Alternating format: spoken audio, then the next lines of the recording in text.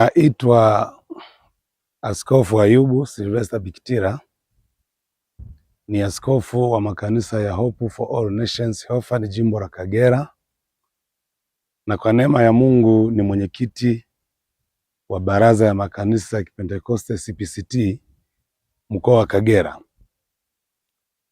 Katika Biblia kunayo maandiko mengi yanayozungumzia maisha ya amani, lakini ninukuu andiko moja katika kitabu cha Waebrania sura ya 12 mstari wa 14. Inasema, tafuteni kwa bidii kuwa na amani na watu wote, na huo utakatifu ambao hapana mtu atakayemwona Mungu asipokuwa nao. Jambo la kwanza ni amani. Amani ni hitaji la kila mmoja. Amani liwe hitaji la familia. Amani liwe hitaji la mtu kwa mtu, lakini pia amani liwe hitaji la sisi sote kama Watanzania, kwa kuwa kati ya vitu ambavyo Mungu amembariki mwanadamu ni pamoja na kuhakikisha anaishi kwa amani. Kwa hiyo tunahitaji kulipa kipaumbele katika maisha ya kila siku, kama nilivyozungumza, kwa ngazi ya mtu na mtu, familia, lakini jamii yote ya Tanzania kwa ujumla. Tunahitaji kuendelea kuilinda, kuipenda na kuiishi amani, kwa sababu hata tunapoelekea kusherehekea hizi sikukuu za Christmas na mwaka mpya, lengo kubwa katika vitabu vyetu vya dini na vya kiroho vinaonyesha ujio wa Yesu Kristo ni kuleta amani. Kwa hiyo liendelee kuwa jambo la msingi na la lazima kulitafuta kwa bidii kama maandiko yanavyosema, lakini pia kuliishi na kulitunza. Ninawatakia heri na baraka tele katika sherehe zetu za Krismasi na mwaka mpya. Mungu akubariki na Mungu aendelee kuipa amani nchi yetu ya Tanzania. Amina. Amani ni msingi wa kila jambo.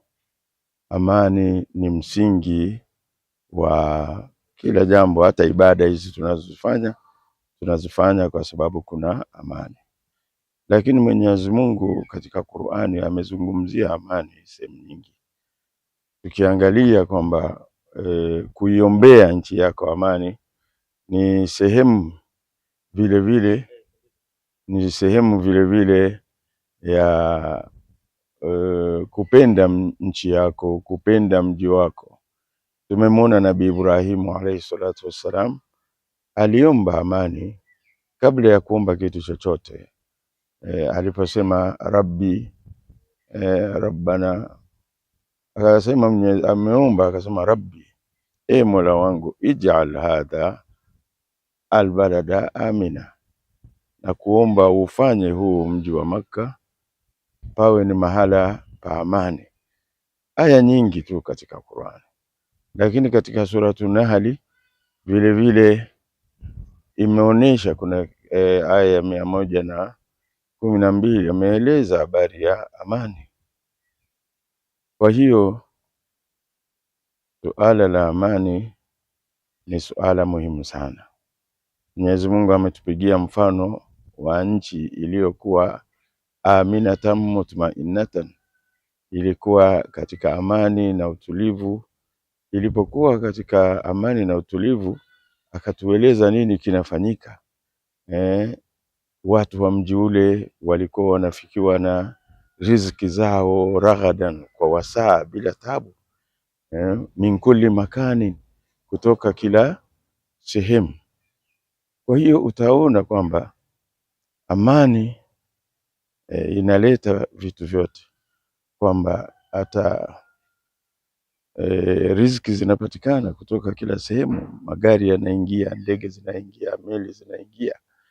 Sasa pasipokuwa pewa amani inakuwa hakuna hata ibada. Nimesema hata ibada yenyewe, hata hapa niliposimama nimesimama kwa sababu kuna amani. Kwa hiyo tuwaombe ndugu zetu, wananchi wenzetu, tuko katika siku za kumalizia mwaka, kuingia Januari. Sasa sikukuu hizi zote tuwaombe kwamba wawe ni wenye kusimamia amani, watu wapendane, watu waende kwenye nyumba za ibada, watu walishane, basi tuone maisha yaweze kuendelea. Naitwa Mchungaji Edson Rugemeleza kutoka katika kanisa la Kiinjili la Kilutheri Tanzania, Dayosisi ya Kaskazini Magharibi. Swala la amani, ndugu zangu wapendwa wananchi, nipende kusema kwamba tunapaswa sote kuishi kwa amani, kwa sababu hata baada ya Bwana wetu Yesu Kristo kufufuka, alipofufuka wakakutana na wanafunzi wake, jambo la kwanza aliwatakia amani. Amani iwe kwenu. Na akasema amani ya Mungu ni tofauti na amani ya dunia. Amani ya dunia ina udanganyifu mwingi, ina mambo mengi ya kupoteza, lakini amani ya Mungu ni shalom yenyewe, inayoleta furaha katika mioyo, inayoleta amani katika mioyo ya watu, inayoleta nguvu ya upendo katika mioyo ya watu, lakini inayowainua watu kukaa kwa pamoja kwa upendo, wakipendana, wakisaidiana, wakisikilizana. Ndugu zangu wananchi, napenda kuwatakia amani ya Bwana katika sikukuu hizi ambazo tunaziendea, sikukuu za Christmas na mwaka mpya. Tuwe katika amani ya Bwana Yesu ambayo aliwaambia hata wale mitume wake baada ya kuwakuta wamejifungia kwa woga, wakiwa na hofu, wakiwa na mashaka, bila kujua wanaelekea wapi, wanatoka wapi, wanakwenda wapi. Akasema amani iwe kwenu. Amani ninayowapa ni tofauti na amani ya dunia. Hiyo amani ni amani inayowaletea furaha, amani, upendo na kukaa pamoja katika umoja. Ndugu zangu wapendwa, nipende kuwahimiza kila mmoja kwa nafasi yake kukaa kwa amani, kila mmoja kwa nafasi yake kutenda kwa amani, kila mmoja kwa nafasi yake kuishi kwa amani. Kwa njia hiyo tukasherehekea sote kwa pamoja kuzaliwa kwa Mwokozi wetu Yesu Kristo, lakini mwanzo mpya wa mwaka tukiwa sote katika upendo, katika furaha, katika kushirikiana kwa pamoja. Na huu kwa kweli ni utamaduni wetu sisi wa Afrika. Tunakaa kwa pamoja, kwa amani, kwa upendo, tukimtanguliza Mungu katika mambo yote.